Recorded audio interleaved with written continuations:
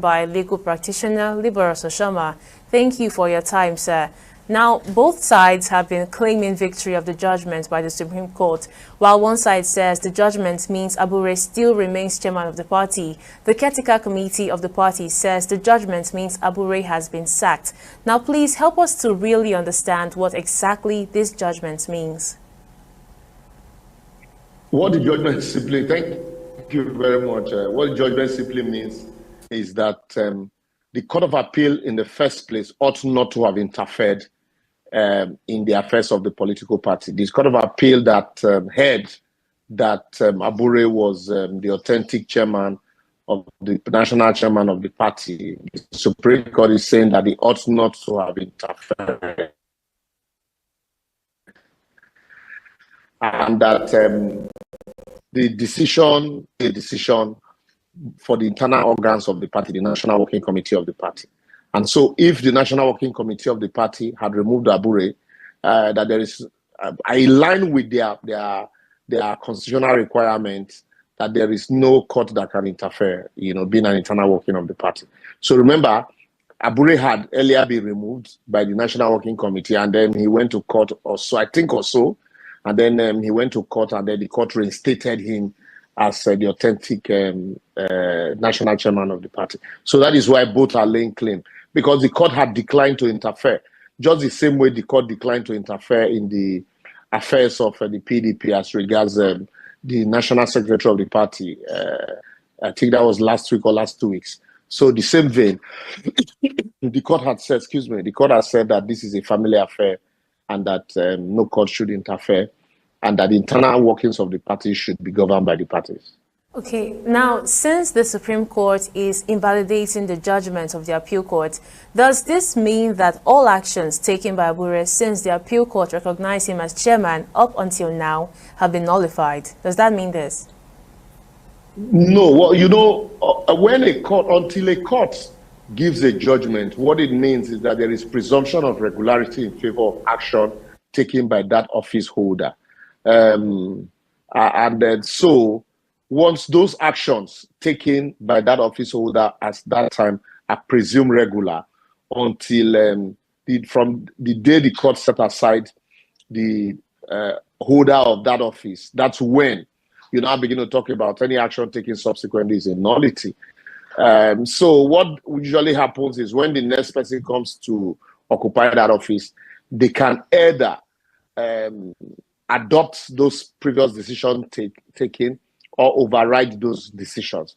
But you cannot say that all actions previously taken, had been ab initio nullified, because what it means is that as at the time those actions were taken, the person that took those actions took them on the presumption that he was the authentic chairman of that party. So, but the issue here, why both parties are laying claim to this seat, is the fact that what is the prevailing position before the Court of Appeal judgment? What led to them going out? So the action that took them to court actually is what the court had nullified now, to say there was no need for the court to interfere in the first place. The action that took them to court. That was what the court had nullified.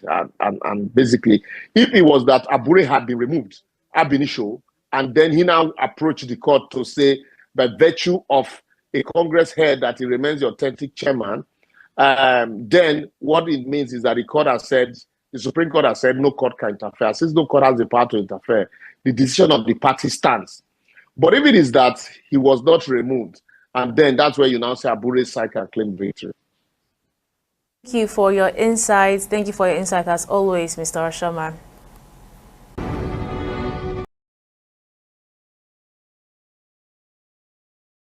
Even at the Supreme Court, they don't even know what the judges there said. They don't know where they're getting their narrative. What the judge said that Abure has outlived his tenure. Abure and his members have outlived their tenure according to the party's constitution. So I don't know why Abure will want to impose himself on people, and people are there supporting that impunity. He shouldn't even be in the first place. Mr. Para, by virtue of that judgment. Yes, while we await the certified true copy to understand the details of the court decision on this matter. It is also clear that the Apex Court mentioned that courts do not have jurisdiction when it comes to internal affairs of a party.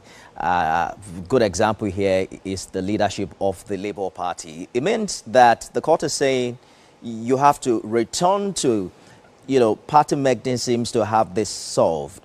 How do you see these two warring parties make progress with this?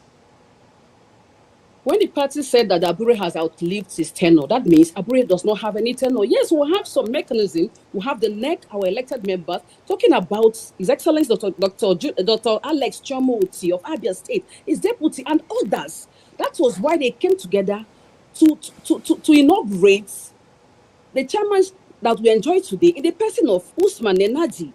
So now, talking about internal mechanism of the party, that the party has to now revert back to itself for the leadership, that is why we have Usman and Darlington on board.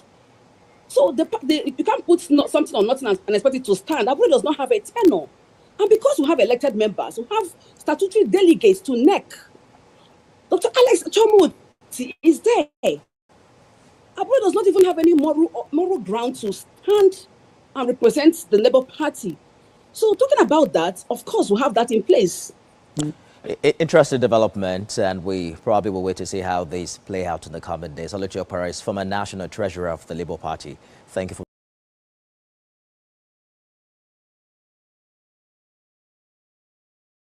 Labour Party. We are grateful that you have come here. This address is about what transpired in the Supreme Court today. First of all, we want to thank our Supreme Court. They have always been there, standing as the bastion of hope and entrenching democracy in Nigeria. We are happy about what they have done. What they have done simply today is to say that every member of a political party must respect the decision of the party. Every member must respect the party supremacy. That decisions about leadership are decisions that are purely the internal affairs of a political party. And once a party has taken a decision, everybody should respect that decision. When we went to the Federal High Court, we only went to the Federal High Court against INEC to say that INEC should continue to accord the Labour Party every privilege that a political party should enjoy as a registered political party in Nigeria. But a group calling themselves the caretaker committee said they wanted to join and began to canvass issues of the leadership of the party. The Supreme Court today has said that there is no place for that in our democracy. That everybody should respect party supremacy. When the party has taken a decision, everybody should respect that. So the Supreme Court now said, because of the mischief of the caretaker committee in introducing leadership matters into that suit is struck at that court needed not to have made statements concerning the leadership of the political party. The court also went ahead and said that the Court of Appeal, having said that it did not have jurisdiction to address the matter because there are matters pertaining to the internal affairs of political party, that Court of Appeal should have stopped at that and shouldn't have gone ahead to pronounce on leadership. I want to make it very clear that the Court of Appeal judgment in Labour Party versus Ebishene and two others decided on 13th November 2024 is still standing, is subsisting, and it is still binding. That judgment has not been appealed against. That judgment said that the leadership of the party rests on the National Executive Committee led by Barrister Julius Abure. That judgment is still there. The Supreme Court today did not set aside that judgment. What the Supreme Court said was that the Court of Appeal, in the appeal filed by Nenadi, shouldn't have made any reference to anything concerning leadership. They should have just kept quiet. Since that court said it did not have jurisdiction, it should have not gone any further. But what we are saying is that what this means is that the leadership of this party is as it is and as it was before the filing of the suit at the trial court. And what is that position? The position is that this party has made a decision. Upon the expiration of the tenure, or even before that expiration of the tenure that commenced in 2019, the party organized a national convention where a new National Executive Committee of the party was elected. And that decision of the party, the Supreme Court has said today that that decision must be respected by every member of the party. That coming to court to argue about leadership should stop. That parties should learn to operate within the confines of their constitution, of the Electoral Act, and the Constitution of the Federal Republic of Nigeria. So we are happy for this program they have made. They have reaffirmed the supremacy of the party in decision making. That nobody should come to court and say, I'm supposed to be the leader. I am the leader, I'm caretaker or not. What this woman has said today is to put an end to all those shenanigans by anybody saying that he could impose his will on the party. Today, Labour Party is standing tall with the National Executive Committee elected on March 27, 2024. And we stand on that. And there is a judgment of the Court of Appeal that is still standing. There has been some misinformation, some fallacy about that judgment. That judgment was not before the Supreme Court. That judgment was not pronounced upon. The only thing that the Supreme Court said that the Court of Appeal should have kept quiet and not made reference to it. But that judgment is still there. It is valid. It is subsisting. It has not been appealed against, and we stand on it. We are happy about what has happened. The party is stronger, and we are extending an olive branch to all who may have some feelings of doubt. We are extending our olive branch to them to come and join hands with the party to move the party forward. The party has spoken. The party spoke loudly on March 27, 2024, elected a new leadership, which is standing today. And the court has said that everybody should respect that decision that the party has made and work with the party. And that if an officer is elected and the tenure expires, there must be an election to re-elect that leader if he so wishes, or to elect another person. Today, what we are standing on is that upon and before the expiration of the tenure created in 2019, a new tenure was created on March 27, 2024, which has elected the leadership of the party, which everybody should respect. And so nobody should be going to court any longer to say that I'm leader or not. Let everybody respect the decision of the party. We thank you for coming. Thank you very much. Thank you so much. You can hear me now. Thank you, my brother. Thank you. I don't understand. All right. Thank you so much, my people. I appreciate every one of you. I think we should just end. I still have one video though, but I'll just leave it right there. I think we should just end it right there so that we can start talking. Good morning, good afternoon, good evening to every one of you. Thanks for your time with us today. Mother of all Mommy Diaspora, good evening to you, Mommy. Thanks for all that you do. Happy weekend to you, especially. Hello, my people. I appreciate you all. Abazi, thank you very much. I appreciate you. Okay, Mr. Jonathan just coming in. All right, thank you very much, everyone right there. Thank you so much, my people. I've got my first super chat ready for today. Pretty AJ, thank you very much for the super chat. I'm very, very grateful. My pocket never run dry. Thank you, my wonderful people right there. And Gabriel, my brother, I can see you. Emmanuel Shoes, thank you. Micah Kiambari, thank you very much. God bless you all. Thank you. Who again? Kisle Gerahi, Betmark, Ajio Deborah, Uyi Desmond, Jackie, or Jacko. Okay, Jacko Kenneth. Thank you, thank you, thank you, thank you, thank you, thank you, my good people. I appreciate all Pius, Moye, thank you, Peggy Modi, thank you, ma, I appreciate you. Then Vitus Equebelen, Timmy DB, many, many, many, many more. A lot of you have commented. Playlist, thank you, I appreciate you. Thank you, Prince Aka. Thank you very much, Wabo Felix. Thank you, Elisam Gedo. It's good to hear from you today. Amaka E, CEO, and many, many, many more. Just do your part by pressing on the like button, my people. Help us to share, take our voices far, press on the dollar sign, encourage what we do here. We really do appreciate that. Now, God, I will bless you, my people. I'd like us to move on right now by just starting to talk on what we've presented, or rather, what is affecting us in our country. In case you want to call in, is the best time for you to call in now. If not, we'll just move on to my panelists. Remember, I said on Saturday. So now we see them, that's what they take them on Saturday. You know, God bless all of them, my people. Thank you so much. But I would like to, maybe I might take calls later, but I'd like to start with the first person, which is Give Us a Monday. Give Us a Monday. It's good to have you on the show. Thank you, my brother. Good evening to you. I beg, talk to us. Then let the people let them speak. I'll come after them. Okay, let me go to Midwest people then. Midwest people, paper, Domosa. It's good to have you on the show. If you are there, unmute yourself and talk to Yeah. us. Good evening, my fellow panelists.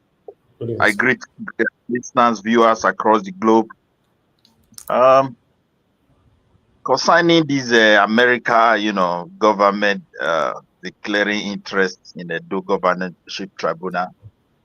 I did not watch the video. I don't know whether you have anything related to that anyway. But what I want to say, I don't know how authentic it is. I know you Which always one? verify this America interest, America government, declaring No, it. no, no. Yes, yes. I'm supposed to take it. Sorry.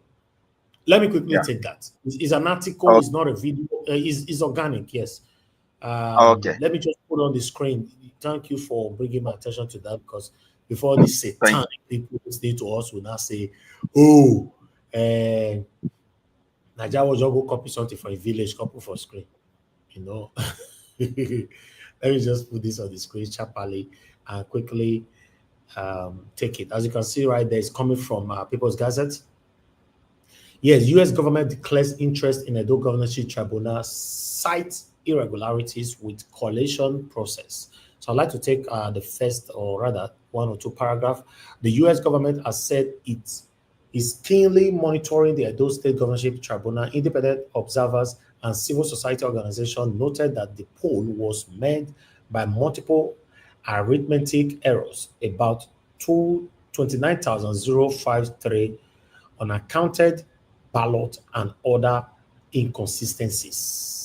The U.S. mission in Nigeria on Friday said the collation process of the polls that pronounced the All Progressive Congress Monday Okpebholo as winner was flawed with serious lapses, noting that the foreign mission, a supporter of fair and credible elections, was closely monitoring the situation. I'll leave it right there. They have their quote, their statement, everything is there, except I want to continue to read that because of time. On Wednesday, Justice Wilfred Moshi, chairman of the three-man panel at the Edo State Election Petition Tribunal, upheld the election victory of Node Pueblo, blah, blah, blah, blah, blah, blah, blah. I'll leave it right there. Thank you very much, my people. That's it. Yes, we saw it, but we have to bring it from a mainstream, credible platform. So that's it. Although not just this platform, almost all our mainstream articles carries it, but I choose to bring this in. Go ahead, sir. Talk to us. Thank you, my brother. You just showed the source now because I've seen it somewhere before. It's also like this social media of a thing, but I didn't see the source where it was coming from. And when you showcase it as well, I said maybe where you have showed it in the past when I was not there. What I want to say is this: if American government is having interest in our democratic process, and that interest is really for the interest of the people of Nigeria, I think they should question the entire electoral system. I think that will favor every one of us, not when we have conducted an election whereby you can't even vindicate any party. If you want to be honest, in a do case issue, you can only vindicate the Labour Party. But these two gladiator party, to be honest, it was a fight that was carried out in a electoral system designed in a Nigeria way and remain in Nigeria way. So in that case, if they have interest, I don't know which side they are into, because if they want to use Edo as an example, I don't see them, succeeding apart from just a write-up. And even the government of America currently, I don't think, well, that is the ambassador anyway, according to what you just read. They also have right to really put their nose into something if Nigeria government permit them. So that is my submission there, because currently they really have interest. I would be happy, but their interest should be something that address the entire electoral system, because that is where the fault lie. It's not a matter of irregularity in one place. What really champion irregularity is the way they structure that very electoral process. And that's my submission there. So maybe the American government is in support of Okpeboro. If I look at the heading there, because they have interest, everybody want their interest, or maybe they're also supporting the other party. The other party, we don't know. But they should try their best to really join Nigeria voices who are calling for a complete rehaul of the electoral process. And that would benefit every one of us, not like jumping to already and a concluded election. Even if in America, even if they ring an election, they silent it. We know what happened between Bush and I think what they call Kerry, they call that mad that time. But when the old news was coming out, what do? They protect their country, looking at their image. And they have to, and at the end, they have to work in their system and make sure it never happened before. So we should try our best to admit where the source of the fight is coming from. Then the other one again, I think you have two topics there concerning the Labour Party of a thing. You see the same thing. Now, the judge have spoken. Even lawyers are confused because this one I've listened to a lawyer who just interpreted it that Abure still remain the authentic chairman. I've listened to a lawyer who said because of this Abure is not. So even court pronouncement is still subject to interpretation. To tell the level of confusion about the whole thing, leadership, puzzle, electoral system, everything about the country. Even the constitution, that sometimes when they read it for you, they keep reading subsection 1, subsection 2, subsection. It's like where they start from. The sub have eliminated it. So it's a very long way to go. It's very shameful that this situation we find ourselves. Now there is the Labour Party. With this declaration, Labour Party is in a big problem. They are in a big problem. Abure, no matter how bad or good he have his own supporters. Then the other new critical committee, whatever chairman, they also have their own supporters. At the end of it all, their strength to the chances for them to put themselves together, united, and be a united force, and have that strength to challenge the current ruling power, they have been divided now. And it's going to be a very a strongly moment for the party. You cannot take it. They are going to fight themselves in a public place, even with the court judgment. It's very shameful. And every time we come here, sometimes these are the things we speak to. Obi now is in the storm. Even for me, I don't even care. Political, what's it called? Our leaders, irrespective of their party, I've lost interest about all of them. I see them as one because this party, they are not able to manage it. They are not able, the people there we trusted, Abure, the rest, all of them, they have brought shame to the party. And the entire movement now is almost like something that is, I don't know how they go. It's like they've kindled the fire, they've extinguished the fire. So I don't know how they're going to kindle it. But with this judgment, it's like pouring water into fire. The judgment would have been so straightforward, simple to interpret. And why the whole thing will end there, Abure will know he's no longer a chairman, or the party will know he remained their chairman, and the people will decide to look for another way to, put themselves together. But now they have hammered them and put a sword in their midst. I don't know how Peter Obi is going to navigate that. You have to put his head together and look for a way to merge these people. And that's just the solution. But try to listen, to follow what the court have said, which they cannot easily interpret. I'm not a lawyer, but when I see two lawyers interpreting court judgment, it gives me a concern because I've never seen that in anywhere in the world. Because one judge have spoken, there is very clear where they are standing. And not only this case, many cases. We know what happened during this Okpeboro something, this PDP APC something some time ago, when they said the last one was not cancelled. The other one said it was cancelled. This is court. No, it's shameful.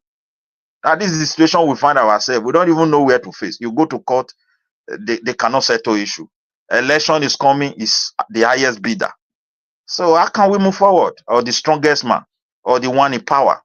Like as it is now, we don't even have opposition. Because for me personally, I don't see any opposition, viable opposition yet.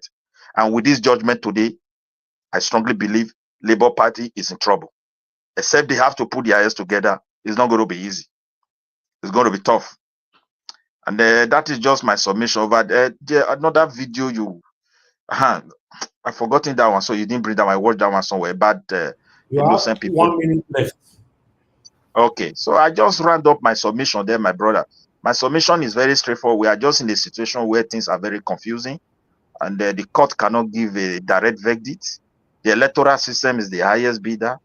An international community who is interfering in our electoral, if they are honest, they should go straight to that electoral process, not for them coming in with only their selfish interest. They don't even want Nigeria to be a good place in the first case. If they really want, they understand what is going on in our country more than us. They have all the intelligent gathering. We telephone every day, we use their gadget. We travel every day, we communicate, we plan, we run the whole show. Even the electoral material is from them. They know what is going on more than us. If they want to help, they should be sincere. And that is just my submission. Thank you very much. I just was for that privilege that you gave it to me. Let me Thank you, give the sir. floor to Thank you very much.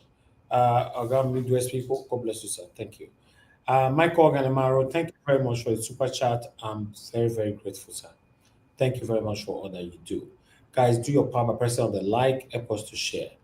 I would like us to move on to the next person, which is Mr. Jonathan. Mr. Jonathan is on the show today. Good evening to you. Thank you, sir. Thank you. Thank you, Mr. Elvis. I greet you once again. Happy weekend. Thank you, sir.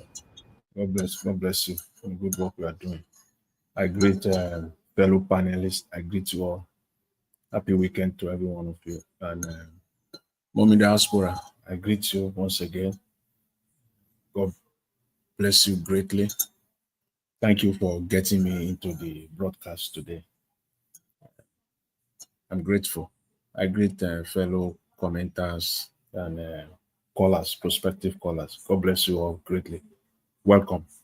You see this, actually I wanted to talk about this Edo thing. And of course, the Labour Party Supreme Court judgment. You know, let me start with this Labour Party. You know, the first thing I wrote was that even Oshoma, Laborous Oshoma, I listened to him. I was thinking that it is going to help us out. I believe that Mr. Oshoma, I believe probably you are listening, or maybe you will get to listen to this somehow, somewhere, I don't know.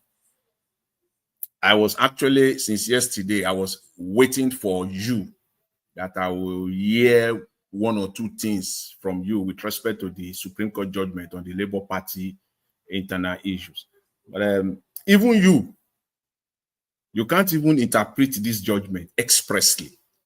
Listen to you, I say, wow. You know, the interview was very short. One of the shortest interview I've seen Laborous Oshoma, you know, taking on mainstream media in Nigeria, because they really want to get him on. Because at the end of the day, we are even in more darkness before you even started. You can't even explain it, the judgment expressly. Lawyers are struggling to interpret it. And if the likes of Oshoma, who is a very straightforward guy, you know, doesn't take sides, just interpret the law expressly, is finding it difficult. Because I know he's not taking sides, and he's not in the business of taking sides. He's finding it difficult to give us express interpretation of the judgment. Then we're in a problem. The Supreme Court, for me, this is a deliberate attempt. They call them learned. They call them my lord. They are not in, they shouldn't be in a position of complicating matters. Their judgment should be express. The judgment is so ambiguous so far. Hence, this interpretation from both parties claiming victory. Because when the court delivers a judgment, it is always very clear. Especially when lawyers, you know, get into it to interpret it. It's always very clear. I must say, this is my very first time, both locally in Nigeria, internationally, that I heard a Supreme Court judgment, not even the lower court, Supreme Court judgment that both parties are claiming victory. Labour Party is claiming the victory in a big way because the Supreme Court was so ambiguous. It wasn't so they have loopholes. There are vacuums there that they can lay claims to. Even though the Labour Party, they know that they lost the case because that judgment, you see, there is no rule of law in that country. If the head, the person who is superintending over the entire nation, can break the law by not obeying the court order or destroying the constitution by disregarding the constitution, then it flows down. It flows down.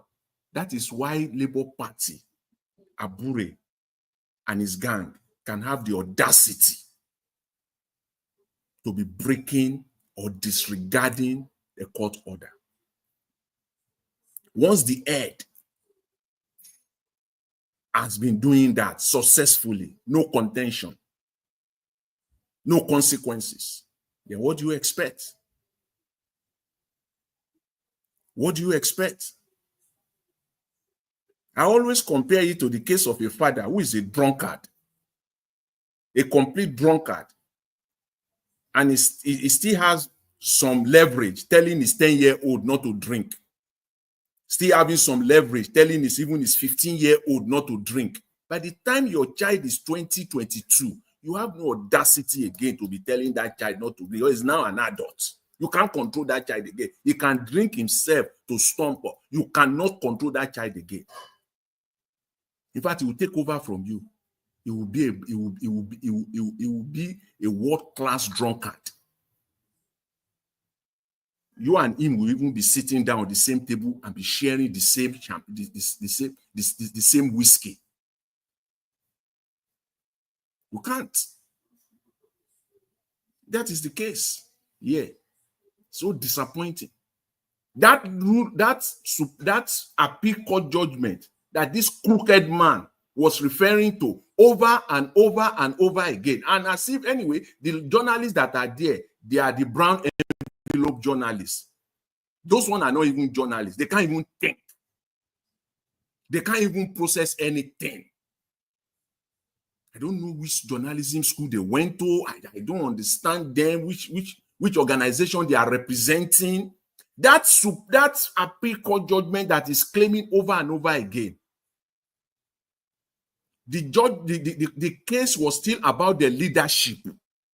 It was about leadership, and the Supreme Court in that judgment said that anything that has to do with internal democracy, court has no business with it. But that judgment that is laying claim to, that they are sitting on right now, has to do with leadership. And they are not able to ask him that direct question. That's why he was running his mouth there. I was fuming here. He was just running his mouth. And he was saying it over and over again. And nobody was able to bring his attention to the fact that, wait, this judgment that you are talking about, is it about something else?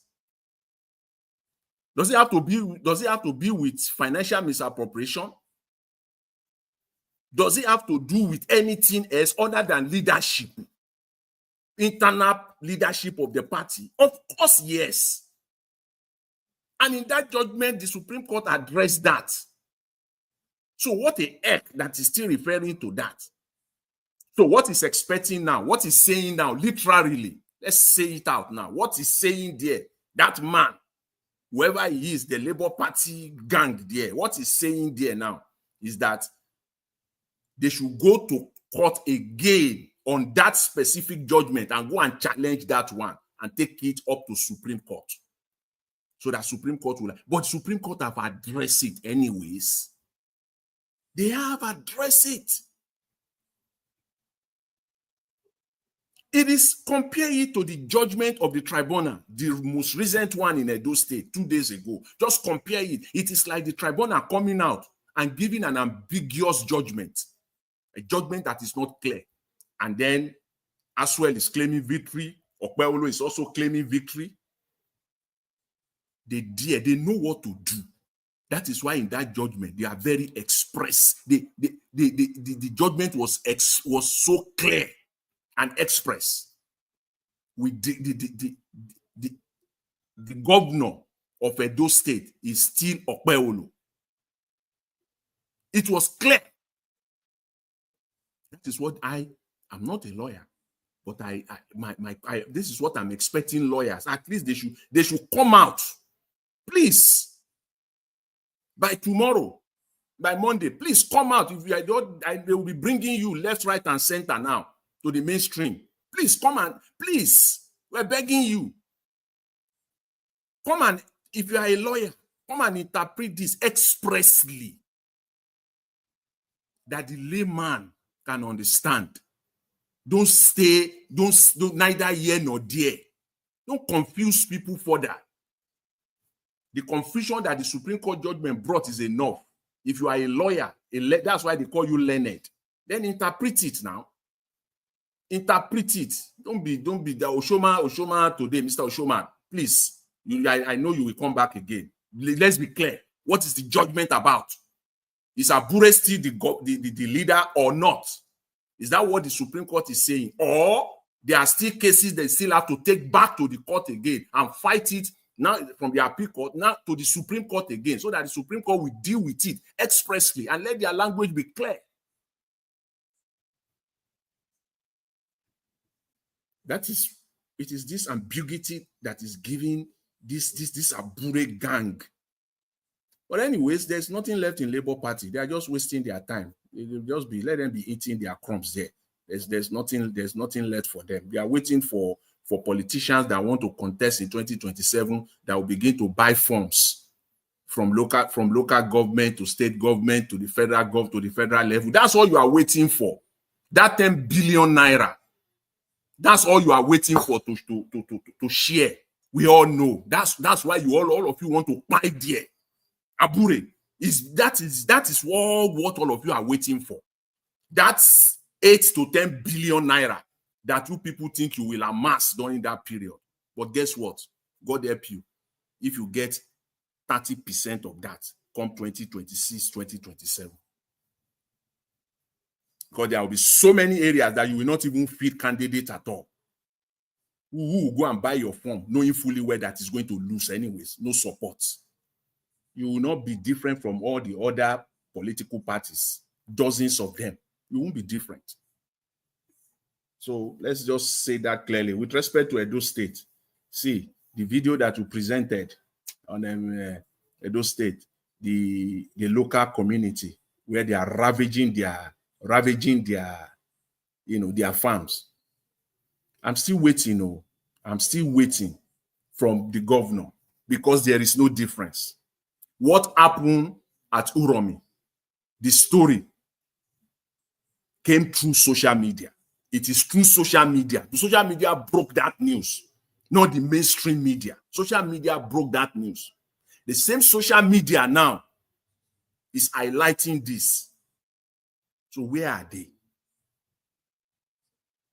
Where are they? Where are the people of Okpeolo? I expect the governor, at least let's give him till tomorrow morning. Let's just give him to be fair.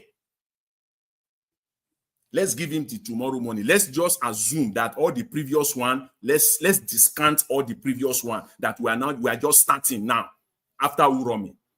Where is Mr. Governor on this one? I was shocked yesterday when Mr. Peter Obi on his X handle posted a message of the killing that happened on Thursday. People that buy in Benue State by herdsmen. I've not heard anything. The Nigerian media have not highlighted it at all. As if those ones does not matter. I didn't hear it at all yesterday, Friday. Okay, this is weekend. They are all sleeping. Let's see what will happen by Monday morning. People just buy there in Benue. They just kill people there. Nobody is talking about it. It's not there at all. I'm scrolling all over the place. It's on media, or I saw it on media recently. No. When you see, when you see it, it is one thing to see it on media. It's just like this. It is. Let me explain to you. You say this is how the media works. This is how the media works. Okay, is that see on every morning they set what we call the narrative. You see that narrative, once that agenda is set, that is what everybody will run with throughout that day, and if need be, for the subsequent days. They have to set the narrative. That must be at the front burner for that day. Just writing it on the page of the newspaper, no, that is not enough. You have to project it so that people will run with it. Then it becomes the narrative for the day, the top narrative for the day. I'm not seeing it as compared to Uromi. I'm expecting now that governors from other states will come to Benue to come and plead or beg. And I'm expecting Governor Okpeolo of Edo State, you people, God will help you.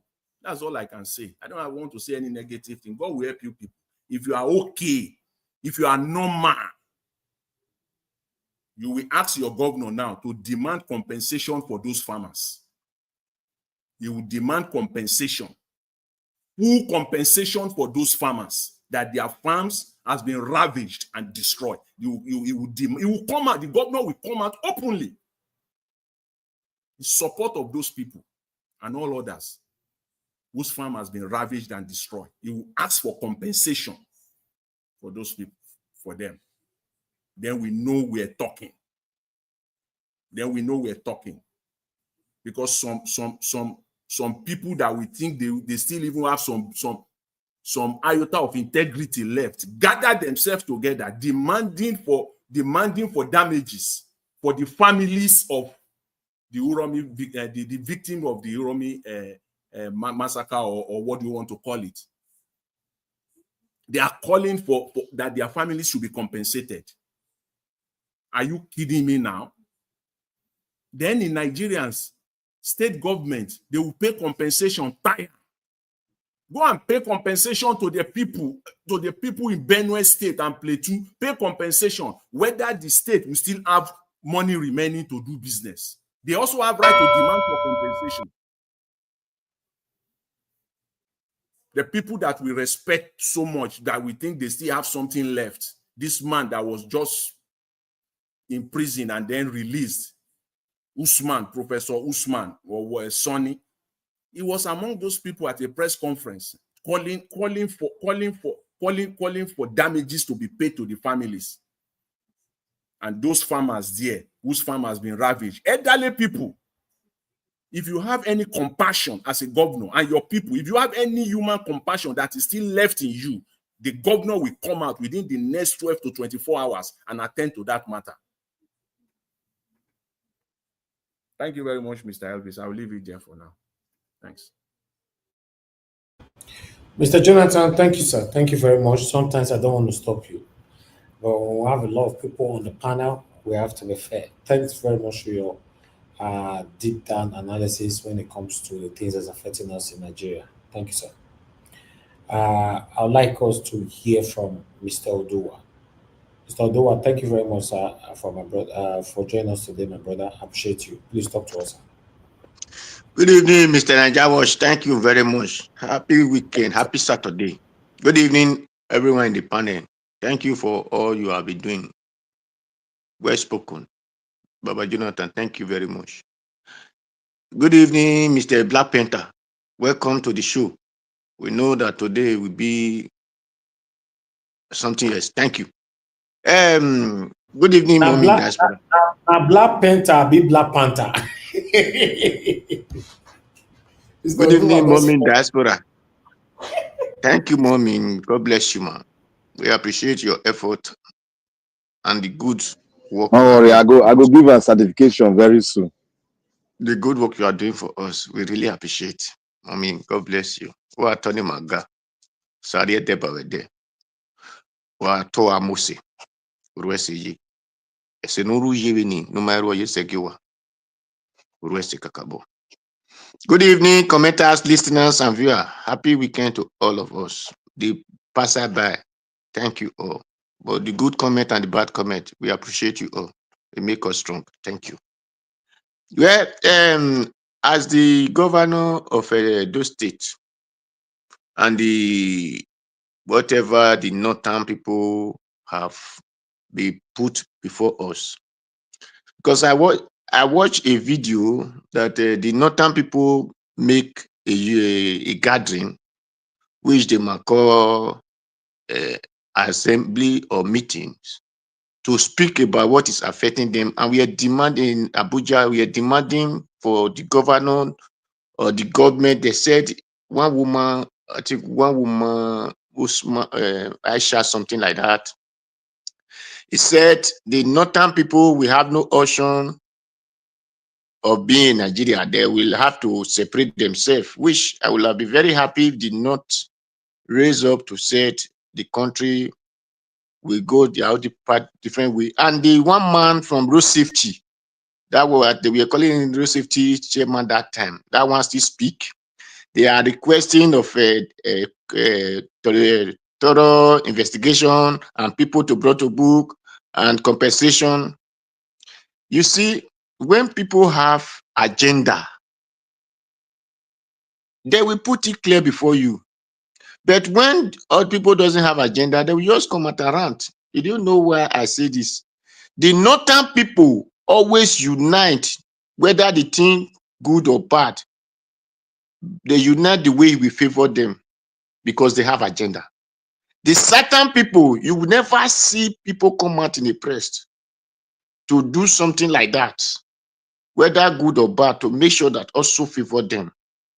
But the northern people will be the ones spreading, because that road safety person, that man, I forgot, I don't really know his name, but I know they was calling him road safety, this thing, whenever he will put on this brand cap, papa's cap is what the man is using. So then the northern people are doing that for their betterance, even though they are the one terrorizing the whole country. Then the woman, the Aisha, was able to refer to they were killing in Oyo, they were killing in Shogbo, he made sure Imo State, he made sure Urumina, he made sure different states. But he never made sure that how the northern people have been killing all the people. That even before the market on Oyo, how the northern people have been dealing with Oyo people, destroying them, killing the Oyo people, or by Oyo people, Legoing people up to Oundo, then went to church and Lego people. The Lego Papa for Shoroti daughter who went to back out from them. That express, Abuja Express is not going area that they are kidnapping our people by them inside the bush. Even though you pay them ransom, you did not pay them ransom. The northern people never, in that their union, that they are meeting, they never make sure those things. They never make sure anyone that they have seen in social media that this is what is happening to the Satan. No. But they always said the one that they feel it will sweet them, that they need compensation, and that is the government. It is because the Satan people are so gongotiti. Because if they are not gongotiti, you will have also able. We say we have an activist. We have different, we will name, I don't know how to name of group of organizations. What is the use of those organizations? If they cannot come out and make press release the way the northern people can make their press release, then what is the use of those people? It's just like person who call himself an activist in Edo State, send me a message that Uromi brothers, I return him back to him. The Edo people are supposed to lead this protest, not because what happened in Uromi is even a good way to all the Edos to come out and said enough is enough. This place they just showed in that video that Mr. Nagawa shows, that fans, those people who said they came to kill cow in that their bush on Sunday, that is my local government from Huade or Huode, people might call it. It's my local government, and that place is very close to my area. Now, did you know that I said it the other day that in my village, these northern people were living in a house The person that they were living in house, they kidnapped the man twice, and they kidnapped his younger brother also. So our people who claim to be human rights, human left, human center, you will never see them when it comes to reality that they're supposed to put themselves as human rights. But when it comes to politics, that you just give them pure water money, then they become human right. A human right doesn't supposed to know you before coming to fight oppression. But what we have is they will tell you, come and see me at home. Because you are not human right, you are human left. So the North claim to leave Nigeria. Me, I would be very happy. They claim that it is their side. I think the emir, the something of the king, one of their king, said this where the population that elect president came from. They are doing this. Whether you populated or not populated, that is not my concern. If you populate in your house, can anybody go to the northern person's house and destroy his house? That person will remain alive? No. Then why must you say in the name of one Nigeria? You left your house. You come to my house. You are destroying my house in the name of one Nigeria. Then you expect me to be singing hallelujah for you. It is because our people doesn't have sense. I will not lie. These certain people, they are backwardness. But if you claim, they will tell you we are the first people that is brilliant, is this and that. No. Those are nonsense before me.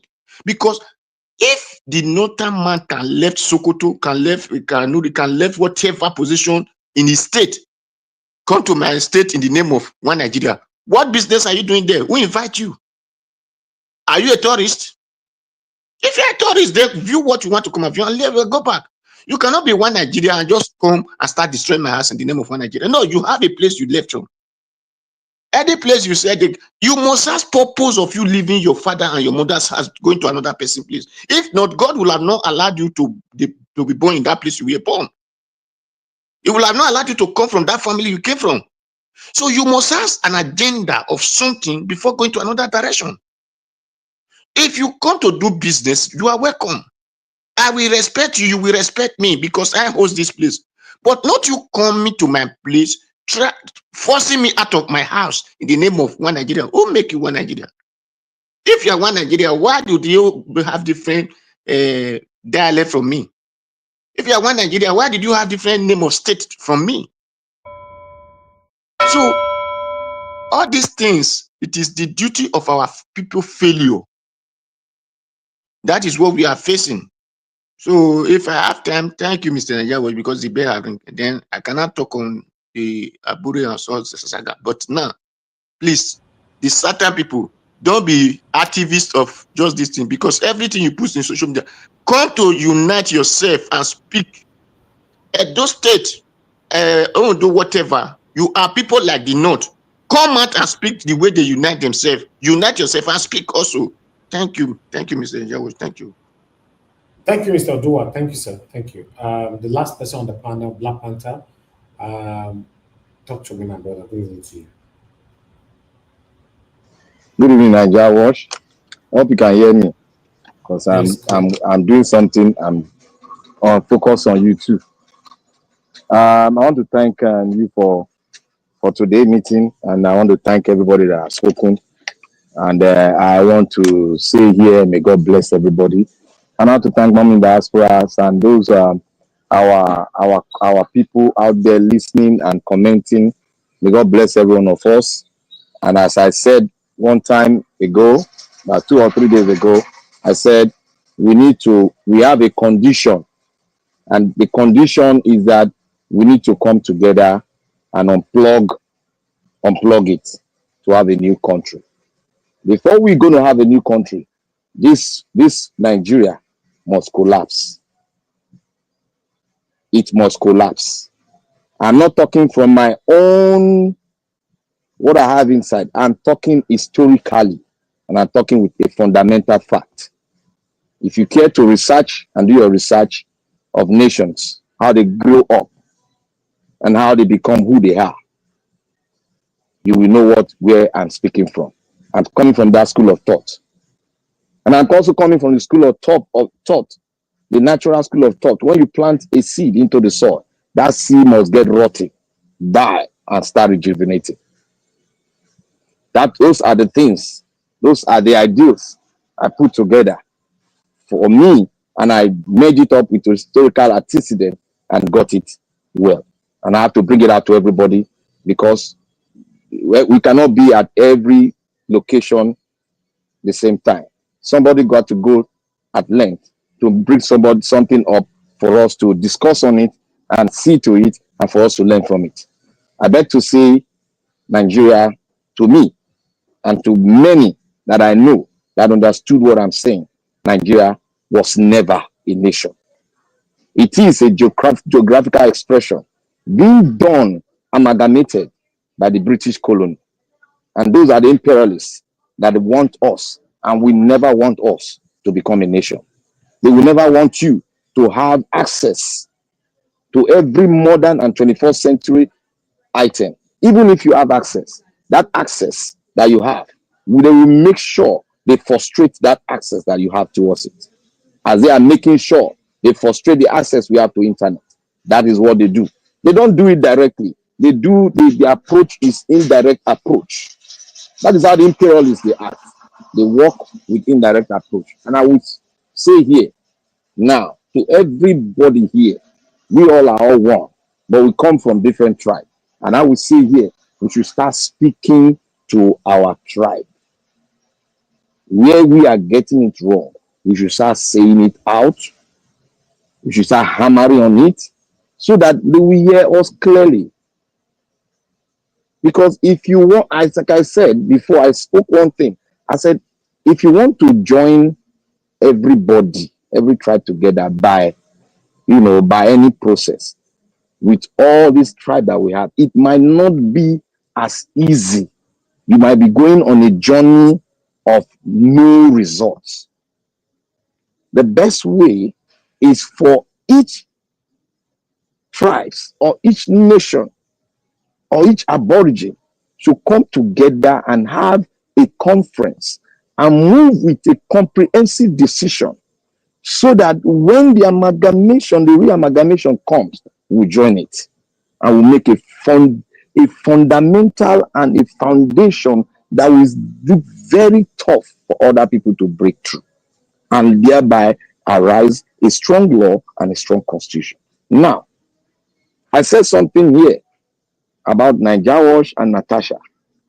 Most people think I wrote it down. I did not write it down. It was as a result of my research on these individuals. There's one common thing I said, that they have decided and make their decision. It is constant in their heart. They cannot move. Those are the common things that is common within them and among us who are gathered here today to see Nigeria works. But before Nigeria will work, we have to go through pains and we have to bring down this present Nigeria and bring it up a nation that is called a country. Now, the US are trying to intervene. I've gone through this, and the reason why they are speaking all this thing is they want to use that to come in indirectly. You know, when that bishop went to America to meet on the Congress, so that is where they are coming from. They're not going to do anything. They're not going to do anything because they are part of imperialists. They are part of it. They segregate. They will never want us, the black race, to rise up, except, like what the Namibian president said, Africa must come together and break the boundaries and stick to what we declare in the AU. Stick to it, and we have a formidable Africa that speaks in one voice. I mean, all of us know, Africa has the highest voting bloc in the United Nations. The question is, why are we not using it? The question is, who is making Africa to be corrupt? Who is making us to be divided? It's there for you to go and research. While the highest voting bloc in the United Nations cannot have its way through, it's a fundamental question. We should go and research on that. And I would say to Lignos, that the people that said interpretation of court cases or judges, I want to say it clearly, and I have gone deeper to my own extent to where I am, my knowledge. The average lawyer you see, they are not to interpret the judgment of the Supreme Court. The Supreme Court are to interpret their own judgment. So what they do is explanation. They cannot interpret. We can interpret. What they can do, we can do it. They are just trying to put a barrier as obligation. You know what I mean? Look at liberals. See, he cannot even speak directly because Nigeria is not a formidable force yet. The Supreme Court, what I would suggest, will be a reformation of Nigerian judiciary. And Nigeria should put in place a constitutional court separated from the Supreme Court that will dive into constitutional matters of every group and will interpret what the Supreme Court brings forth. They will interpret it and be blunt. And after that interpretation, consequences, disobeying the interpretation means that you're going to pay the price. Is it a jail term or not a fine? A jail term. Because there's no consequences for everyone going against Supreme Court. There's no consequences. Nigeria is the only country that I know that when you disobey court order, there's no consequences.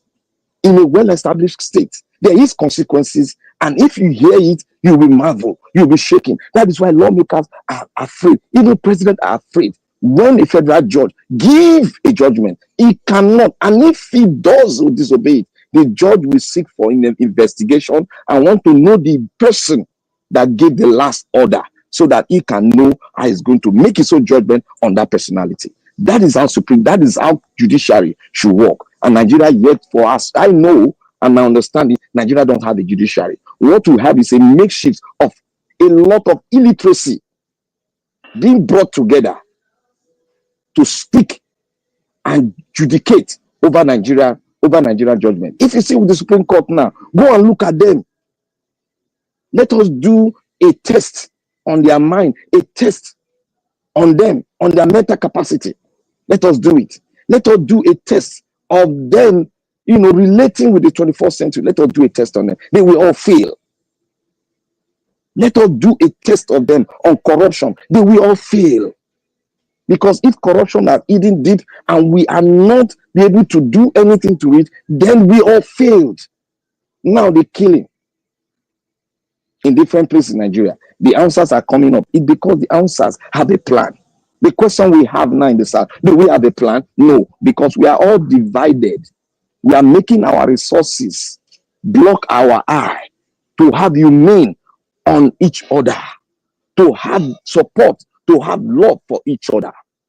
Everybody that belongs to the South are gunning for the resources, are gunning for money. They are not looking at their people. They are not looking at history. They are not looking at how our forefathers fought to stand with the imperialists that came to take us down, that came to take our forefathers to interland, to every place that they did not know. We cannot do that. We have to plan. If they want to divide this country, which I know, 10 seconds, sir, which I know at the long run, Nigeria you see today, when they say it will not see tomorrow, is that Nigeria will definitely divide. And that plan, that word from the Secret Service that came, that is on the side, that the Nigerian nation is about to divide. That course, we are undergoing that course. If care is not taken, that word will be actualized. It takes two to tango. If one of them that want to tango differ from it, then Nigeria should be the South should be getting ready to have a formidable name they will call our country. Because it's better we go as South and the North go as North. If the Middle Belt want to stick to their North or to South, they will decide. Because the minority in it will have their say in everything. So my Nigeria watch, we should stay our ground and start talking to our tribe where they are doing wrong, because we need to speak to our people. The Yoruba need to speak to their people. They don't need to speak to their people, because we are not doing things right. We are not together. Look at Edo. We are not. The Benin's are not speaking. Thank you very much. All right. Thank you, Black Panther. God bless you. Appreciate you. Everyone on the panel don't talk. I'm happy that we're rounding up now. On the Iris Finance, we can see you in the building. Thanks for joining us today. Good evening to you. Mudia's Academy, thank you very much. I can see you right there. Thank you, my people. And I got a super chat From Peggy Modi, thank you very much, ma, for the super chat. I'm very, very grateful. Thank you for all that you do. I appreciate every one of you right there. Continue to do your part by pressing the like, help us to share. We are taking our final submission right now so we can round up. I'll come to Midwest people. Midwest people, 2 minutes, final submission. Okay. So, Nigeria, what I want to say, I want to speak about the killing. First of all, Okpebholo going to the northern part of Nigeria, I think he did a very rightful thing because, at the point of governance, he was trying to prevent a complete ethnic crisis. We have a lot of northerners. You don't call me at last, oh. Hello? Somebody Go ahead, just sir. Maybe I will let him know. He didn't finally call me, but go ahead. okay. He went to the north to do that to avoid ethnic unnecessary crisis. Most of the northerners that died in Uromi, maybe they are not even the main evil doers. They may even be ordinary Nigerians like us. The north themselves, they are also victim, and our people are also victim. So, but if we really want to do something, it should be something we have to talk to one another, plan very well, and look at critically if it peradventure become like this, A, it become B, become C. We in the South, sometimes I see people talking, I just laugh. If today they remove some bridges and food are not coming from the north to south, how are we going to feed our people? Nobody's talking about that. And and the whole thing and the way it is, we are getting closer to a point where everything will escalate and everybody's fed up. The government itself is like they don't even know what they are playing with. That's why even the TV national these mainstream medias, they are fed up. Nobody want to talk. They have been talking for many years and no solution.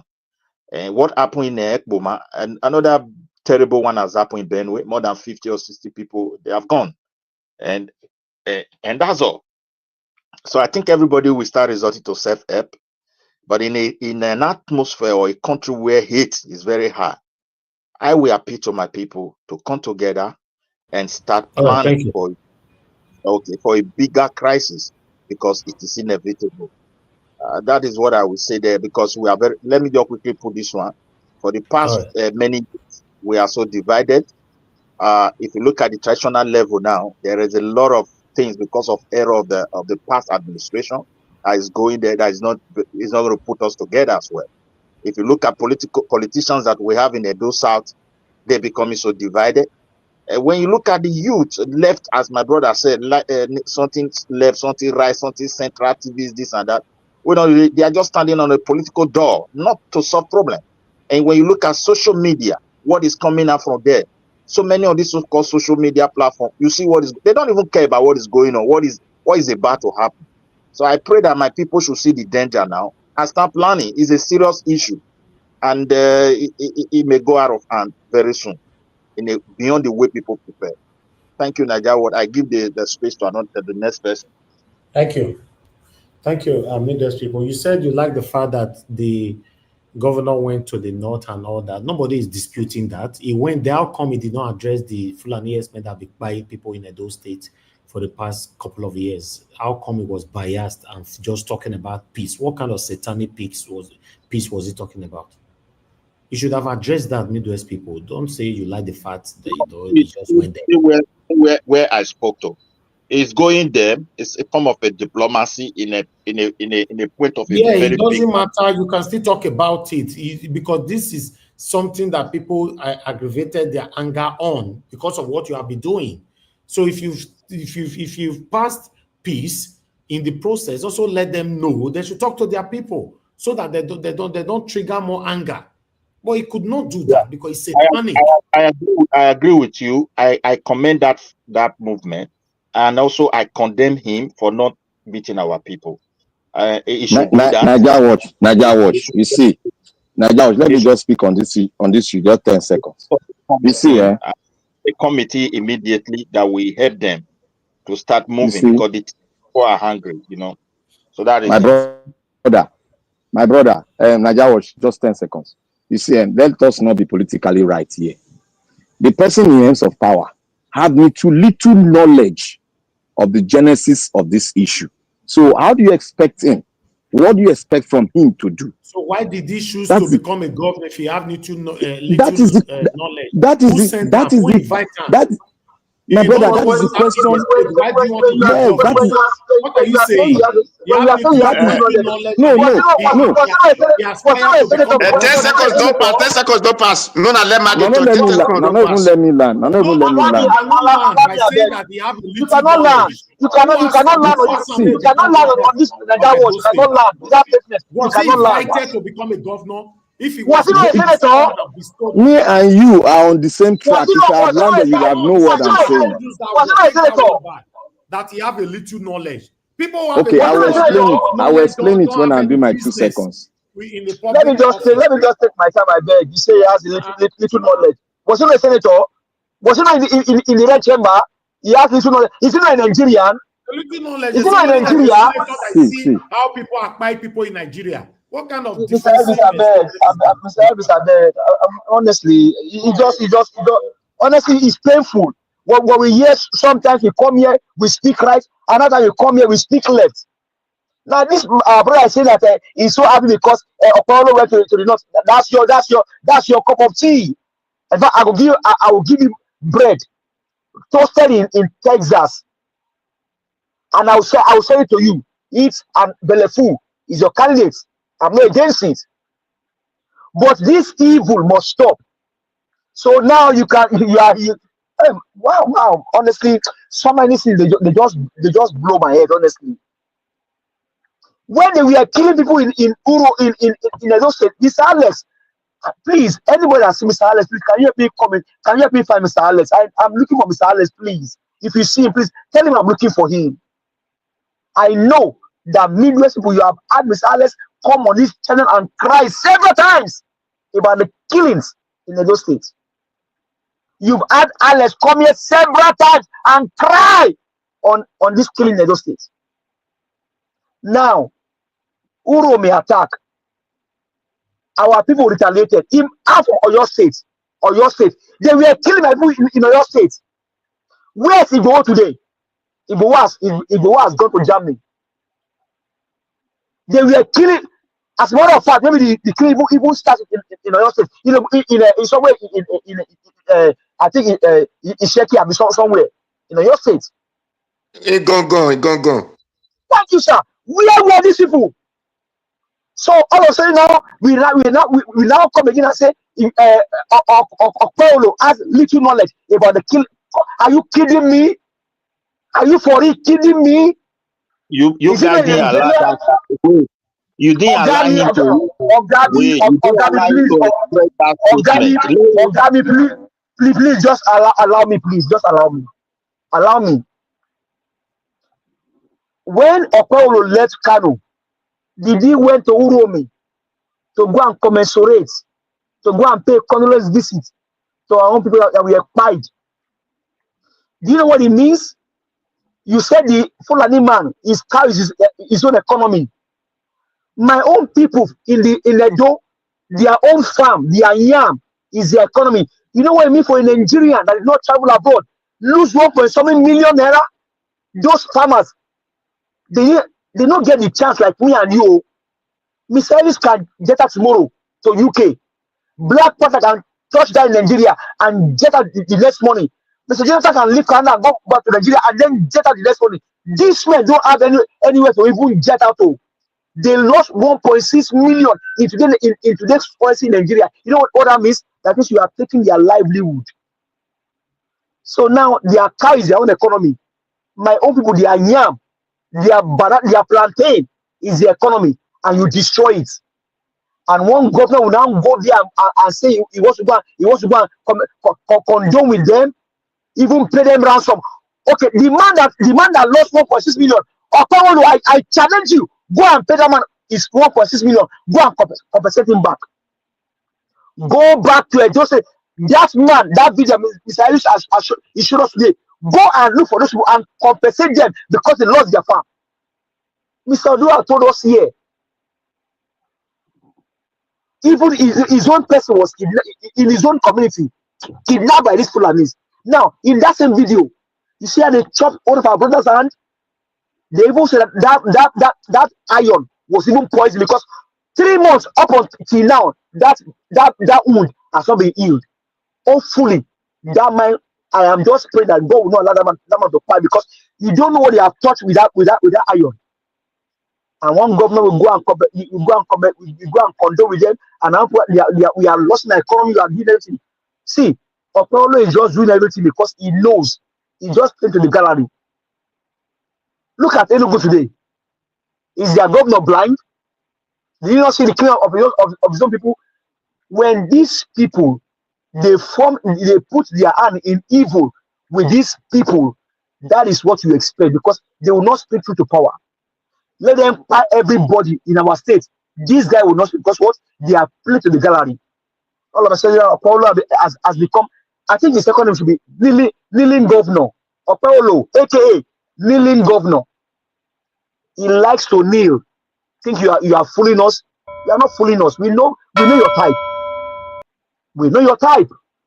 This is evil. Now to Abure, all of those men that you see there, Mr. Elvis, like you said about some people some days ago, all of them should be taken together, put in Black Maria, and just be taken to the prison. Because what they are playing now, see, Supreme Court knows what he's doing. There's an agenda for the next election. They are just disrupted Labour Party. They just disrupt them. So the two parties are fighting against each other. You will not be surprised during election. Let them come during election. I could tell you that they don't recognize them because they were not a settlement between them. Supreme Court has just helped to destroy the agenda and the operation of Labour Party the more. They are just helped to destroy it. Thank you very much, sir. Thank you, Mr. Elder. I thank you so much. God bless you, sir. Thank you, give us a mandate. I appreciate you. Thanks for your time with us today. All right, I'll come to Mr. Jonathan. Please, your 2 minutes if you are there. Oh, Mr. Elvis, I greet you once again. Unfortunately, there's no time. It's only 2 minutes. But let's just put it out there. You know, don't let us forget the height of disregard to the rule of law in Nigeria, where it came from, where it started from. The height of it, of that disregard to the rule of law and to the constitution, the so-called constitution in Nigeria. The height of it we just witnessed recently. Declaration of the state of emergency in Rivers State. All these things are all interconnected. You cannot separate one from the other. Mr. Tinubu, when he was in the opposition, 2013, 2014, he used to refer to all this, what is happening in Edo State. He referred to them as terrorists. Now to Mr. Tinubu and his team, they are hunters and they are headsmen. Back then, Mr. Tinubu would say that these people that are routinely perpetrating this act of terrorism, that the government at the center, the president, Mr. Jonathan, Goodluck Jonathan then, could not do anything. He's incapable of doing anything to help these helpless Nigerians. That is Mr. Tinubu speaking. And he was right then. So what has changed now? Those people are no longer Nigerians. Or these people, they are no longer, that are being spied all across the length and breadth of Nigeria. They are no longer Nigeria. Now, are they armed? Because you say they are helpless. Helpless simply means that someone that is helpless, someone that is, you know, has no protection, naked. But now, are they now okay? They cannot protect themselves? That was your position then. You condemned the declaration of the state of emergency then. We must not forget this, that this disregard to the rule of law and this impunity is stemming from the top. From the top, that is what that's the reason why this thing is being perpetrated daily in Nigeria. Nigerians are being spied. They have just go to rural Nigeria. Thank God for social media that is bringing it out on a daily basis. That the mainstream could not even catch up. They don't have the capacity. They don't have the wherewithal, the equipment, the manpower to even catch up with social media. The speed at which social media is unleashing report and bringing it out The Nigerian mainstream have no capacity. They don't have the manpower to catch up. They don't have it. Still waiting for them. They all of them sat down there, still waiting for a report on Uromi, that we will see a 30-minute or a 1-hour investigative report, even if it is not conclusive yet, that Arise and channels will carry their team. They will have entered Uromi. They will have given us a 1-hour documentary by now on Uromi. They will give us the story, the lowdown by now. That's why I said they don't have the manpower. That is why they will just sit down there in the studio. That is why the likes of Somna Sambo in Arise News call himself political editor. We sat down there on a daily basis. He's talking rubbish. I will say it. You are just talking rubbish. Political editor, do you know your position? It simply means that you are in charge of Arise News. It simply means that nothing comes out of that TV station without your approval, because you are the political editor. Everything passed through your table. By now, we should have seen you in Uromi. You should have sent your team there. It's a matter of urgency. At least a 30-minute documentary. Give us the lowdown from start to finish. You will have met people on ground there, interview them, bring them out. You are doing none of that. You are the one that is giving this government soft landing to continue to perpetrate this impunity of disregard to the rule of law and the constitution of the land. You are playing a major role, the media. You are giving them the room to continue to do this. Thank God again for social media. You are running after social media, which should have been the other way around. It should be the social media that should be running after the mainstream. But you are running after social media to catch up. What a rubbish. What nonsense. Asking for money to be paid to the families of the Uromi victims. Are you kidding me? And when you come to government, you become a governor, you become a president, you become a local government chairman. You take responsibility from day one. You take the good and the bad. You are in charge, because any good that you meet there, you will be claiming on it. You will be using it to your advantage. So if it is the other way around too, it becomes your responsibility. There is nothing like a president or a minister, or a governor or whatever, that, you know what, I don't know. No, all the intelligence from day one, the moment you leave that room where you are sworn in, all the intelligence, you have access to it. So that should not be an excuse. Once you become the governor, you become the president, you are in charge from that moment on.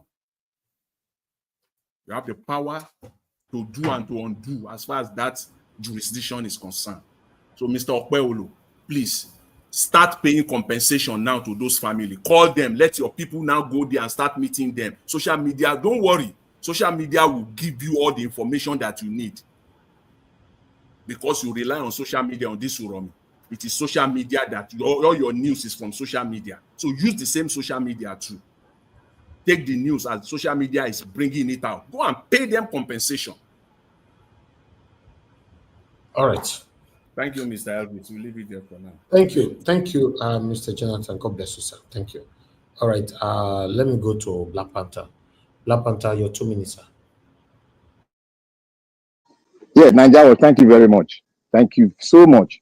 You see, if I were a professor speaking right here, people would have made me to land and know where I'm going to. When I say Okpeolo does not even have it, what I mean is that he doesn't even have the capacity. I was driving to somewhere. He doesn't even have the capacity to become who he is today. That's to show you how we chooses and what law guides and how we chooses who become a governor. You see, as a governor, you don't go begging and people telling you, giving your authority command that you must compensate. And when you know the history and the genesis of how this thing come, the question we are asking here, that many of us are asking, People would have said, oh, yeah, Okpebholo, you were shouting at me. Why did Okpebholo not say this to us, to you, that this killing has not started today by the Fulani in Edo State? Why didn't he say so? Why didn't it hold on to the leverage of an understanding of why have the answers or the Fulani not spoken concerning the killing of the 82 years old mother who was raped and killed? Those are the fundamentals, those are the things, that's where I'm driving to. He doesn't have the capacity to become who he is today. He was just chosen from, it's just a tribal selection that brought him into where he is today. That was why Madam Rita was saying, this what we are doing today, we are putting in history that someday this other lower tribe will come, it is my turn. And now we have seen that. Yes, and he said, you are being tricked. All this time they are being tricked. Now you people have seen it now. You brought somebody, you think he has the capacity. He doesn't have it. You think he has the information. He doesn't have it. It's not because you are in Senate makes you ripe to become a governor of an entire state of 5.4 million people. You can know the problem of your village. Does not mean you have the capacity to rule a state. It's more than what you think. That is where I'm going to. He's not abreast. He's not well informed. He's not well abreast. He's not well informed. So therefore, he's not even qualified to become who he is today. That is where I'm driving to. And if every one of you have spoken and shouted, oh, you have noticed where I'm going to today. That's why you must listen to people where they are driving to. He might come in a logic forming, but you must listen to where we're driving to. Nigeria is not a country. My ideal that I stand on, you must know that my ideal cannot be altered. Nigeria is not a country, and if you want to make it a country, there's a price you need to pay, and that price is for us to come together. Thank you, Nigeria. May God bless you. Thank you, my brother. I would like to quickly also correct you in case of next time. Your submission makes a lot of sense, but how you started it pushed all of us out of the share by saying that they have little knowledge of the state. If you don't need somebody who have little knowledge to seek for a public office. You have to have the full knowledge before coming. If you don't have the knowledge, sit in your father's house. Nobody needs you. You know, Peter Obi referenced to a similar thing when it was coming in, that people should know what they are going for. Not that when you get there, you'll not be saying, oh, I didn't know it was like this. I didn't know it was like this. No. Why do you want to become a governor of a state? You are coming to solve problem. You choose to put yourself in a space of a problem solver, right? So that means you know what is affecting the state and you are coming to rescue the state. So people having little knowledge and you want to become a governor, then it now looks like a child's play to me, to be honest. Thank you. Mr. Oduwa, final submission, sir. 2 minutes. Thank you, Mr. Najawash. Well, for Black Panther, anyway, thank you. But in other hand, as far as you have come to office, you are aware that this is the problem of the state, and that is what you want to come and solve. Because there is nobody who lives in Edo State who will say is not aware that the Fulani is ravaging the whole country, where that you can even travel from Abuja to Epoma, from Epoma to Edo. So anybody who came from that road say is not aware of anything. My brother, that is pure lie. Or is in Lagos Road, is in what is this? So on a Saple Road and so forth. So nobody will say they are not aware. The problem is the ability to do it. Thank you. Baba Jonathan, not that the, what did you call this, Arise and so on, TVC, they have the manpower to do it. But a slave will not want to compete with his master. Because if they come and take the physical evidence and put it in social media, for put it in their whatever media, for people to know that this is the problem of the country, then automatically they are elevate the certain people to become being a slave to the north. So they don't want to alleviate the SAT people equal to the note. So they are putting it before you that the note are the master, while the SAT are the slaves. So that is why when it comes to the something of the note, they increase, they put fire, they put petrol, they put gas, they add oil, they add diesel. Then when it comes to the things of the SAT, they add cold water, they even look for ice block and put on it. They look for snow and pack on top. I agree with you in entirety. I agree with you. So that nobody will know something like that exists. That is just the truth. All this media, all this their NTA, whatever, Arise and all, they have the capacity, they have the ability, and even the resources that pay them come from the SAT. But because all of them are slave to the North, so they want to remain slave. That is all. Thank you, Thank you, Mr. Rajawash. Thank you all of you. Thank you. Thank you, Mr. Oduwa. Thank you for putting your voice to this broadcast today. Every one of you that came into the panel, I appreciate you all. We already got close to our 30 minutes. I'm not saying a Saturday, so we need to round up now. Give us a Monday. Thank you very much. I appreciate you, Midwest people. Mr. Jonathan. I think I use my 2 minutes, Abby. What? I think I use my 2 minutes now. No, you already talked now. There's no 2 minutes. You were not available the time you're supposed to talk now. Okay. So I gave you 10 minutes just now to talk. Oh yeah, go ahead. Quickly use it. Go ahead. Well, thank you very much. I mean, I do appreciate it. Well, I mean, we do understand, honestly, I don't want to go back to Black Panther's statement earlier, but one thing is, you cannot make case what Okpewolo. Okpewolo know the in and out of Edo State. He knows what he was coming for. So try to say that he knows. Okpewolo is a senator. He knows what he's bargaining for. He has an idea. He has an idea of what is coming for him. They have just chosen to be satanic and evil, and that's how we should call them. Thank you very much. Have a good night. All right, thank you. Give us a mandate. Oga CM, this one where they come where will they press last best, so we don't understand. Naija Watch. Naija Watch. Yes. Let me say this to Madam Harry Finance. Madam Harry Finance, when the election was going on, everybody came here to do his own support for his own group. And at the long run, when we were doing the support, I particularly pressed on to say, why don't we come together, PDP come together and have a one voice? But you refuse and you continue the ASAN agenda. And when you say people did not vote for Okpebolo, that's absolute lie. Okpebolo got a lot of vote from the ASAN axis. In case of next time, if there's anything that happened in the comment section, go to comment section and write back. You cannot verbally address it. I just want to make it clear. Hold on. If anybody play back this video when we end this show, nobody know what Madam Harris Finance talk. They will only hear you just talking, because that comment will not follow this. So next time, just go to the comment section and also type back. We've said it before. Anything that happened on the comment section, please, guys, address it on with the comment, not verbally. Thank you very much. I would like us to move on to Oga CM. You are just coming in now. Oga CM, quickly talk. Thank you. Okay. Thank you. Thank you, Naija Watch. Good evening, everybody.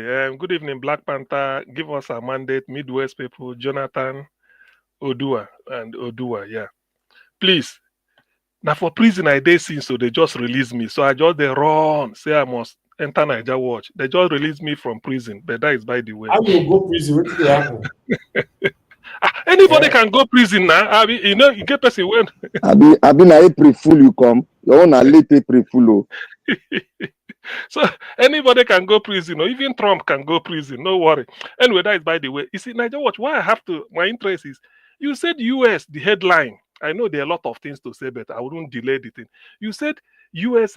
Government also is interested in Edo tribunal. How come? Should you verify, because I trust your headline. That's why I'm called. I have said that when I saw it. Yes, verified. Which so now be say this thing no go end at Supreme Court. Anyway, well, that is okay, but they need to make a statement. And in that case, what I really want to say is this. In this type of no, let me leave it, because there's not. Let me face the hot topic, which is what happened at Uromi and the aftermath regarding where Okpewolo went to Kano and all those things.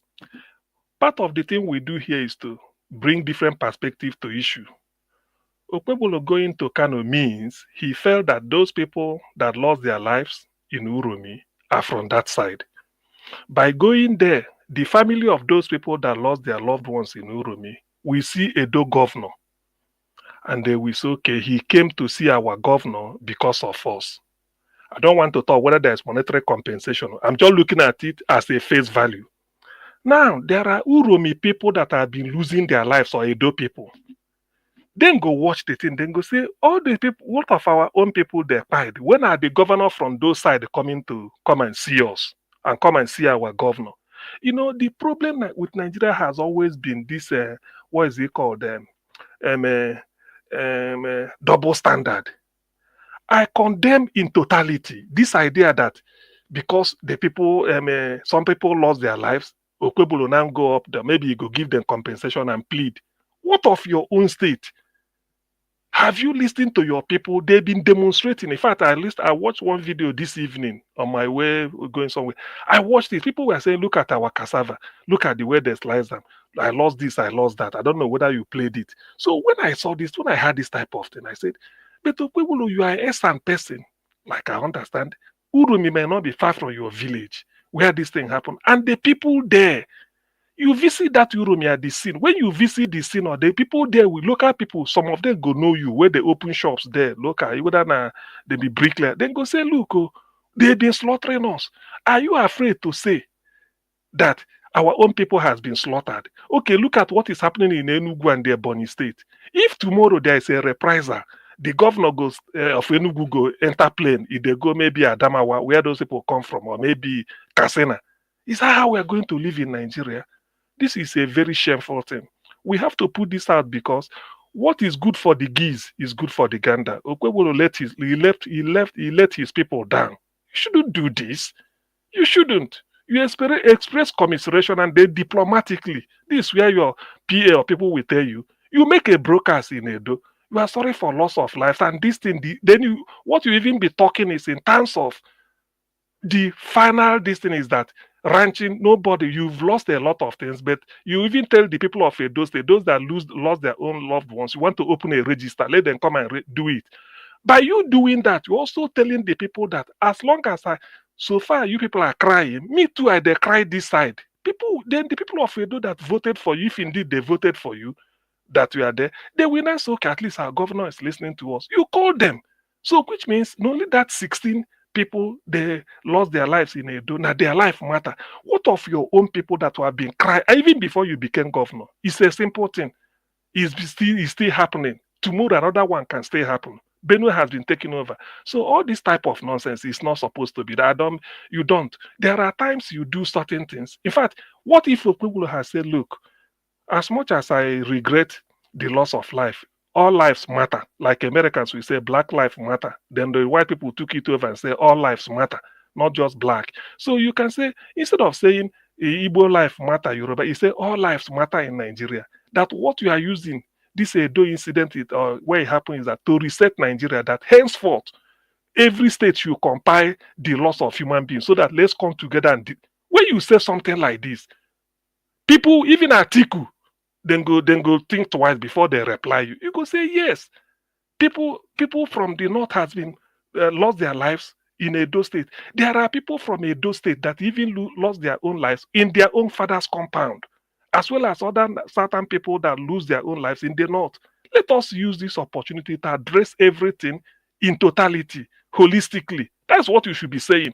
And when you say it like this, it is diplomatic. And that's where you tell them that, look, what is good for this is where you stand. Nobody can fault your stand because you want a total solution once and for all. In the West, they are crying.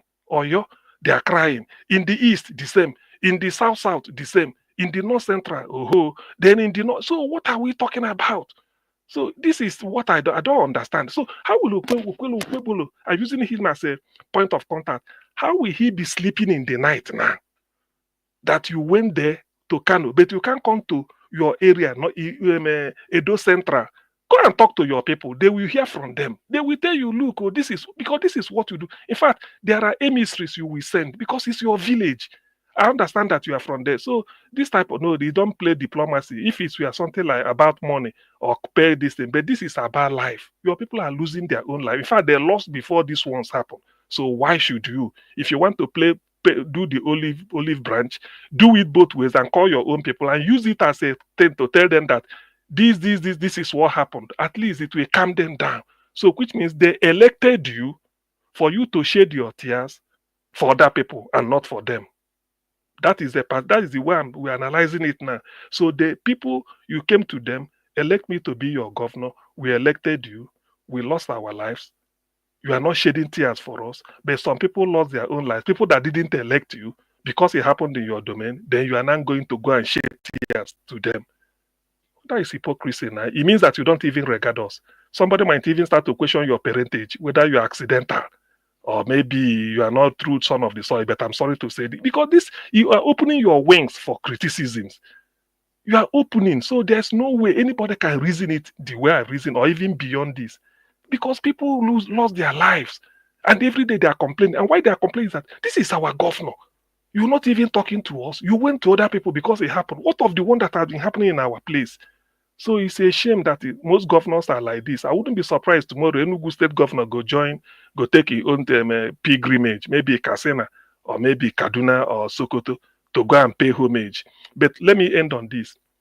The reason why APC want to control every place, people may think it's Tinubu's agenda. No, it's Fulani agenda. They feel that Ganduje, chairman, Fulani, all they feel is that if they can't be in Aso Rock, let them use this party so that they'll be having soft land in any APC state. What they means is that they will put you in. You don't need to pay money. One day I will tell you people how Ifeanyi would have become the APC governor of Anambra State. The story is just loading, but one day I will open it up.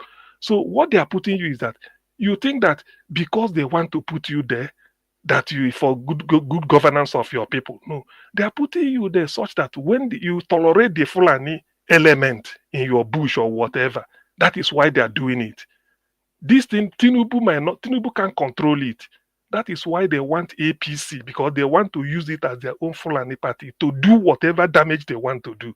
So that anywhere you have the governor, it can happen in PDP. Enugu is PDP, mind you, but it is easier because this is APC. It is easier, and meanwhile, Okwewolo escape what is it called, tribunal. How many people are rejoicing? It's a whitewash. I'm sorry, that's why America will be interested in it. I don't know. So Okwewolo, maybe they hold him for maybe the most vital part of his anatomy.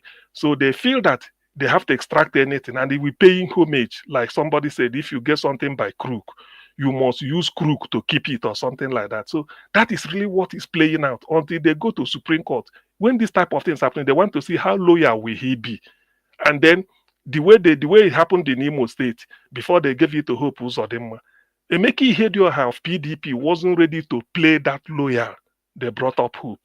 So maybe if they feel that maybe this Okwewolo go they do, and not be say because they like, maybe he felt that the powers that be in APC or the caliphate something may say, as we come and let us change this thing if you can do our bidding, because that is exactly the Fulanization or this thing is about to become full blown, but it will crash. People do not know this. Tinubu is a lame dog president.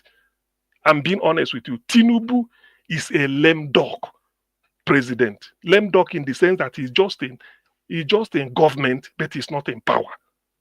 Go and mark what I'm telling you. Tinubu is a lame dog president. Right from there, that is why it's the only thing he could do. Now he's in France.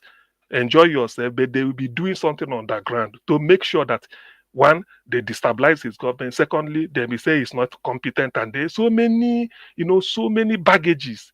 Therefore, Ganduje of APC will be de facto unofficial head of state, doing something, using the party to manipulate. So that is exactly Nigeria is pure. Tinubu is pure lame dog. Nothing good will come out. This is just the way Nigeria is. So because of what happened in Uromi, I feel that everybody should stand up. People saying defend yourself, you are not original, but that is truth. Because Dan Juma has said this in 2017, that if you are waiting for government to defend you, they will occupy everybody. He said the army military collude and all those things. So what I will advise is, if I defend my territory and you defend your own, all of us are defending, then everywhere is defended. I said it one day here that, look, all these things, there's no more, what is it called? There's no more eye service. What happened in a Uromi should be a turning point, a wake-up call for anybody. You don't need to, you just defend. If the local government today, vigilante, defend that place as much as you want. Forget about governor, because it's about your lives.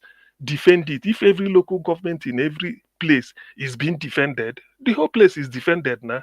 Don't let everything to chance. People graduated from terrorism, they say are bandit. We they manage them as bandits, now they say are hunters. It cannot be. Tomorrow they say they are not hunters, they are just people that are repairing one type of machine gun. You know, that type of thing. Say are hunters now, hunting. What have they gotten? So we know the truth. But it's a wake-up call for everybody now to think your safety is in your hands. Any attempt for you now to feel that, well, there's something in it for you through the governor or anything, you are just wasting your time.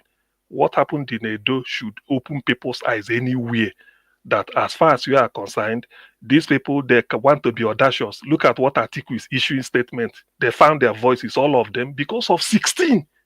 16, oh, but they buried more than 70 in Benue State one time when they started.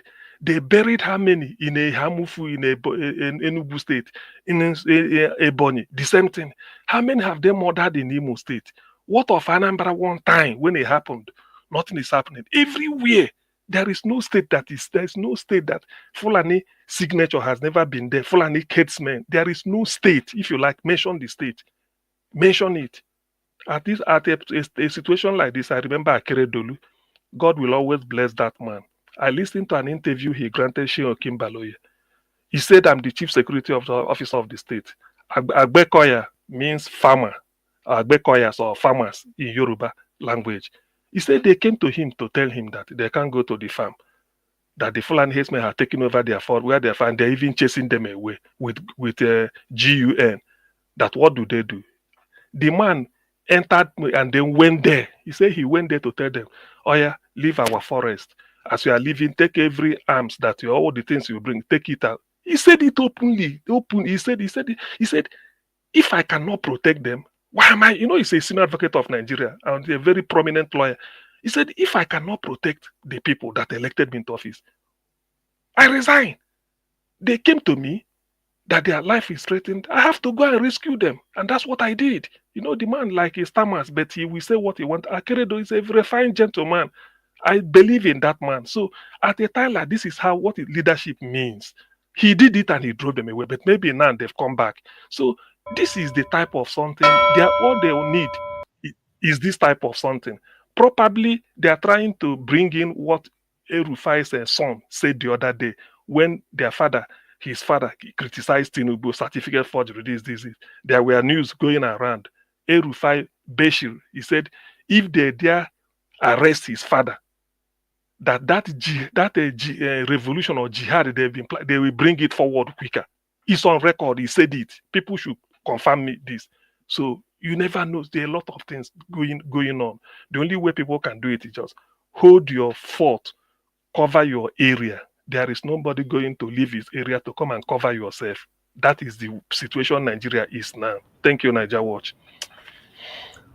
Augustine, thank you, sir, for coming in to put your voice to this. I appreciate you. I appreciate every one of you that came into the panel today. We've come to the end of the broadcast. I bet Mr. Niger Watch, a second, please. Okay, thank you.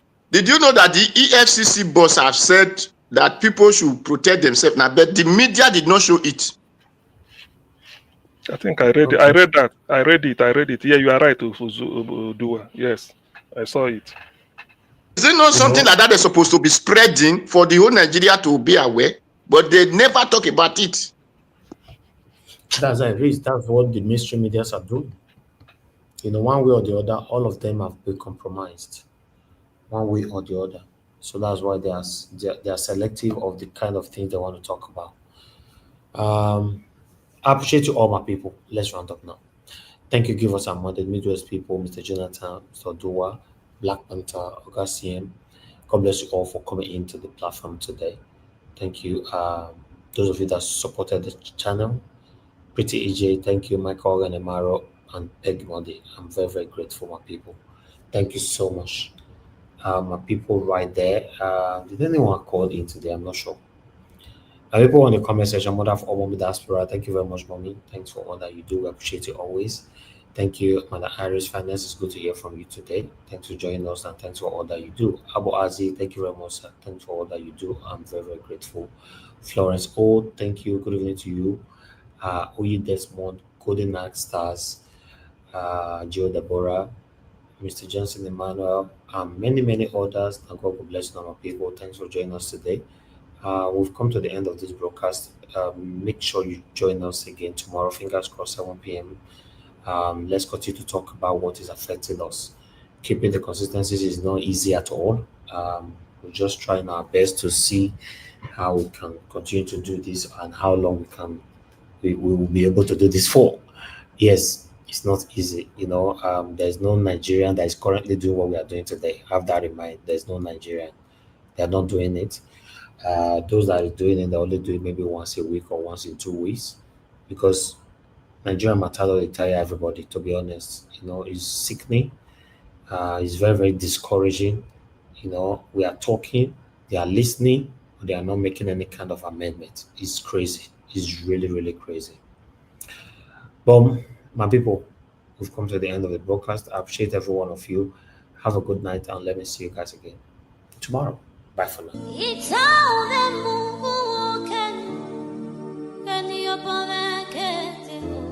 That's right.